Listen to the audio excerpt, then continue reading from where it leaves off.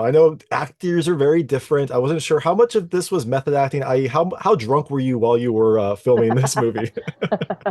Drunk the I was whole not time. drunk, bittersweetly.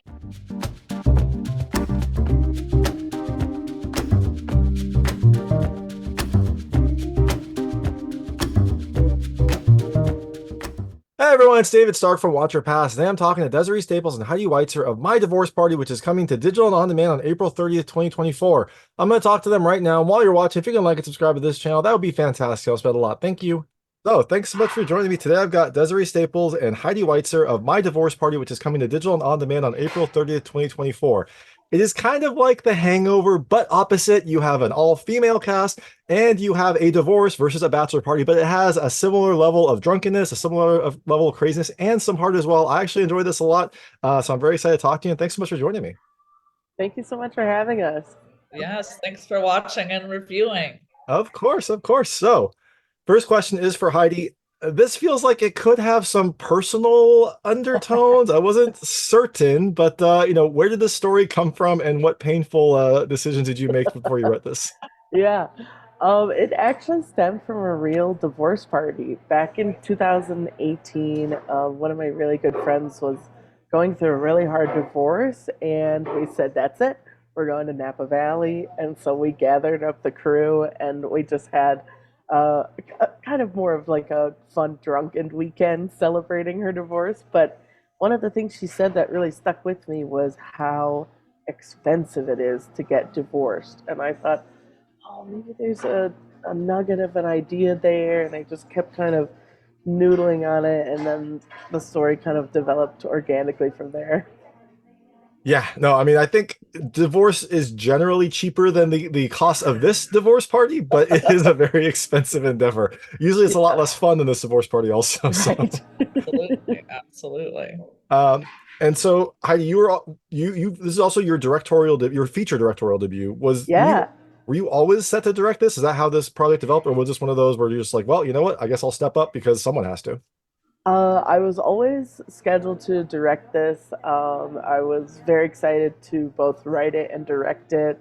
I've known Desiree for a number of years, and I knew that she was looking for a project, and I knew that she was specifically looking for a comedy project. And so I sent her the script, and I was like, "Hey, what do you think about this?" And so then when she came on board, that was one of her first questions was, I know that you direct as well. Do you have any interest? And I was like, yeah. I was like, yes, please. Yeah, I'm all in to direct. And That now Well, I can't imagine anyone else directing it. I think it would have completely changed it. and that when I came on 100%, it was just like this was so funny and so clearly Heidi's voice that was just both so fun and all the characters are so multidimensional and complex, but also there's so much heart to it. And Heidi's got an amazing way as a director and a writer of having both those elements involved. So I'm so glad that it all worked out exactly how it did. But she's a genius director as well as writer, and it was awesome to have. It's so great when you have the writer as your director because then if there are any tweaks or anything we wanted to change in rehearsal, we did. We were like, oh, this really works really, really well. So that was great to have that both those talents on board. Yeah, for sure. There's definitely like a uniformity of voice and kind of direction when you've got the person who wrote all this stuff. Also, like, actually filming and actually kind of getting everything done. Was it always supposed to be set in the desert, or was that just like as you were shooting, you're like, oh, let's find something else? I mean, the Joshua Tree joke, I guess, probably was written that way, but I don't know. Maybe Yeah. you ad-libbed. Yeah, it was always set in Joshua Tree. I was when I was writing it, I was just thinking, what is a hard location to spend a lot of money? And I think that, going somewhere in the middle of the desert of it's going to be a challenge in any national park to spend a lot of money. And I had been to Joshua Tree like back in like 2017, and it just has such a uniqueness to it. And Joshua trees themselves, they look so unique.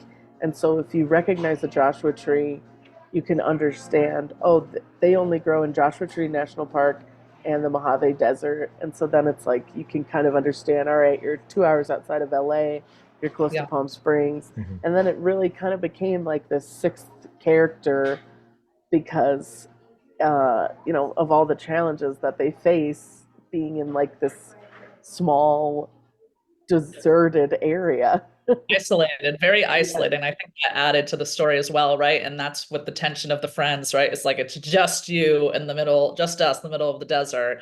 And I will say it became its own character too. Like we shot on location at the restaurant where we have the panini moment, and that's on location. I mean, everywhere was like a real place. The beauty bubble, that hair salon is like a yeah, very nice that's place. a iconic staple of Joshua Tree. So that was Oh, cool. We nice. got to film there.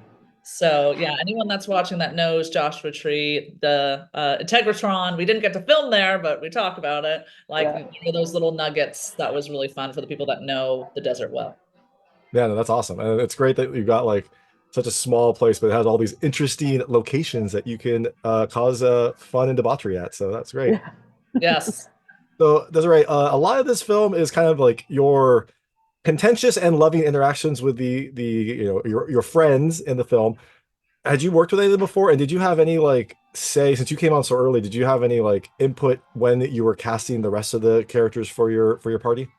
Yeah, we had such a blast casting. And I mean, that is really, again, the heart of the film. And I think for both Heidi and I, we were like, we want this to feel very 2024. We want this to feel now. We want this to feel like a real group of friends in our world and diverse. And yeah, so basically, I had worked with Kimia before. We had done a short film together, which was exciting. So we already had that kind of, we played friends also. So in our energies just worked really well together. She's so genuine, and even when she's being tough on you, there's so much love there. So I think that really worked against kind of my spiraling. And then Michelle is a friend of Heidi's, and they had worked together before. And then once we got Rumer and Sarah on board, it was like, oh wow, all these girls are so different, and they all have these amazing energies that work together and are awesome comedians on top of that. So it's just like a blast getting to work off of each other. And that felt like my real friend group of like, oh, they're calling me on my BS, and like, and I think that just came a lot alive on screen, which was awesome. Yeah, that's perfect. Because I know with indie films, you don't have a ton of time to like develop rapport or Oh do no, anything else. So yeah. you have to bond very quickly. And I imagine the pain and stress of doing that made you kind of bond for life now. So oh yeah. And because we shot on location, we all were in the hotel together and we were all driving to and from set together. And then after the shoot, it'd be like, all right, where are we going for dinner tonight? And so it was like a little summer camp. yeah, Yeah, that's it's so lucky when you don't when I don't I love shooting on location because sometimes in LA it's like, oh, you go back to your real life, and it's like, no, no, no, this was our life for 3 weeks. We were in a divorce party, we were together all the time, and it was a blast. It was so much fun. so did you actually stay in the glamping camper during during the time there? Was that a a lived in set? When we scouted, I got to sleep there, which was very cool, but nobody stayed there during shooting. Yeah, nobody stayed there during shooting. I think there are people on the property that were staying there actually. But we did stay at some of us stayed at the actual motel, that Motel Ramsey 29, where they come for that one night with the suitcases after the fight. And we had dinner there all the time. So that was kind of a nice home base for us. Oh, that's awesome. Perfect. So one of the things you mentioned, and one of the things I love is, each of the friends, each of the ladies has a very kind of different personality, and they meshed very well in different ways. But I was just curious, which of the ladies are both of you most like? And we'll start with Heidi. I think I'm a Wendy. Perfect. I'm like, what kind of chaos can I cause in a fun way? A fun chaos. Oh yeah, no, it was all heart with her. Yeah. Yes. Yes. Yeah, that's a great question because obviously Xan I feel very close to. Obviously, I was with her for quite some time on the ups and downs, but I definitely got some Wendy elements too. But that's been really fun when we're asking people. I think it's like a combo of two. So I think my two would be Xan and Wendy. I think I'm more fun than Xan sometimes. So I was gonna say, so you're a fun mess. I love it. Yes, correct. Hit the nail on the head there. So one thing I was curious, I know actors are very different. I wasn't sure how much of this was method acting, i.e., how drunk were you while you were filming this movie? Drunk the I was whole not time. drunk, bittersweetly. We did go out quite a few times on the weekend to let out some steam, which was really, really fun. But no, Yeah. that was all just I had gone through heartbreak and I have gone through tough weekends and challenges like that. My parents are divorced, so I think there was a lot I could dig into on my own. So I just channeled those early 20s years in my life. But that's great that it was convincing. We love to hear that. Yeah, for sure. And this is your late stage therapy. You didn't need it back then, and you're kind of getting it all out now. That's Perfect. right. We're just going back and just knocking out Unpacking everything all of those that's left emotions. behind. Exactly. Another thing I was curious about, like, Heidi, you wrote this, and we get a lot of very funny actors portraying the characters. How much of this was scripted? How much of it was ad lib? One thing there was one scene I think when Izzy like sits down on a chair and it just like falls over, and she just rolls with it. And I wasn't sure, like, was that scripted or was that just like it happened and just like let's keep... That was scripted. Okay. And I knew that Kimia has such fun ways of moving that I was like, oh, she should fall off this chair. But so we shot on single camera, and so I would say 90% of it was scripted, but I didn't want them to feel restricted, and so we would improvise a lot in the rehearsal. And if they had any joke pitches or anything they wanted to try, they were obviously more than welcome. And but then because we shot on single camera, then we had to kind of lock in those choices, lock in those jokes, and then we would shoot single coverage on everyone. That makes sense. And testament to your funny writing and also to the ability of the comedian actors to like make it all seem natural and perfect. So, Yeah, thank you so much. and the most important question, what happened to Nedward? I wanted to keep Nedward. I You don't know should. what happened to Nedward, but I think he's back at the prop house, sadly. Yeah, I think he was a really inexpensive eagle, but we loved him. He was our totem, and we loved the little Easter eggs of him at the end, like with the sunglasses and the Hmm.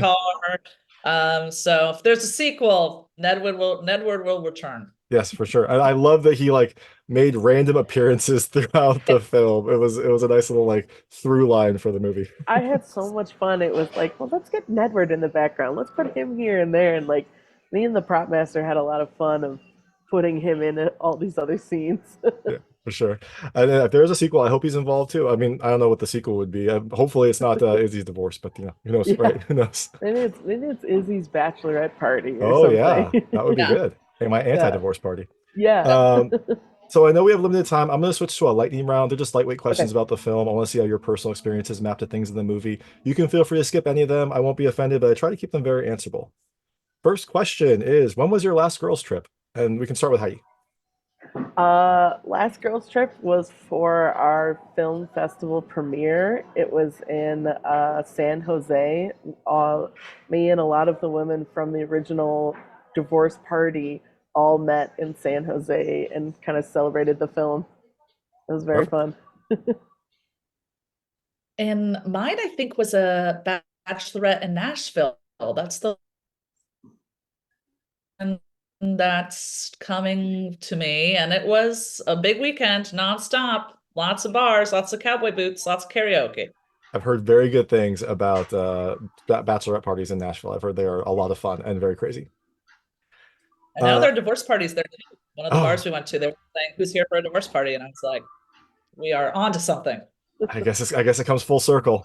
Have either of you ever had to administer an EpiPen? Yes, Oh, and it wow. is scary. And you have to Okay. actually do it in the thigh. In the thigh. Okay, So not in the so it's heart. an inaccurate stab that she gets, but yes, and it's very you've got moments. I have not, and I hope I don't have to. Okay, that yeah, fingers crossed. I hope you don't have to also. You can feel free to pass on this one, but what is the most ridiculous thing you've just blown money on? See. You could say a movie. I mean, if you want to say that. I certainly feel like I've gambled a lot away. There's this store next to me called the Canyon that I'm giving exposure out right now. Anytime I go in there, it's all like cowboy western themed, which this ring is from there. I just can't help it. I buy something every time. So that's like an Sounds overtime blowing of money. Yeah, but I mean that sounds reasonable enough, right? I'm sure you use it for auditions and westerns and whatever. Yeah, Yeah, let's say that. sure. Um, What is the most expensive drink or bottle of wine you have had? I'm a cheap date. I'm not. I feel like it's probably just Kettle One or something. There's a place in Chicago called, and me and Heidi both have history there. We love Chicago, called Three Dots and a Dash, and there's like a treasure chest you can get for someone's Yeah, birthday. And I think it's like $300 or something like that. But we all put money in. But still, it's a treasure chest of booze. Oh, delicious booze. No, I love it. Um, do either of you CrossFit? no. Yeah, No, okay. that was Okay. Matt. Stayed away from there. All Yeah. right. And the last question, and you can feel free to pass on this, but this was a question in the movie, so I felt it was fair. What is your kink if you have any? Mm. That's a direct quote for the movie. You're right. I think sense of humor. Sense of humor. Yeah, that's That's a, good. That's good. I don't know. I guess I'm open to the feeders and gainers thing now. I not, have not gotten involved, but I have to find out if I'm a feeder or a gainer. unintentionally method acting right there. So the film is out on April 30th, 2024. You are out promoting and getting the word out, but I imagine you both have future projects in mind or things that you're working on. So after people see My Divorce Party, what can they look next from you? We'll start with you, Heidi. Do you have any projects on the mind? Oh gosh. Okay. So I have some projects, but they're still in development, so I can't announce anything right now. But just say, look for me in the future. That sounds perfect. Desiree, what about I've you? got a short film called The Blue Diamond. One of our producers from My Divorce Party directed, Sam Fox, and it's a dark horror sci-fi about an 80s ski cult. So that'll be out later this year. So keep an eye out for that. Perfect. All right. So look for both of those in the future. But first, check out My Divorce Party coming to digital and on demand on April 30th, 2024. This is Desiree Staples and Heidi. Oh, perfect. And Heidi Weitzer for the film. Thank you so much for your time. Thank you so much.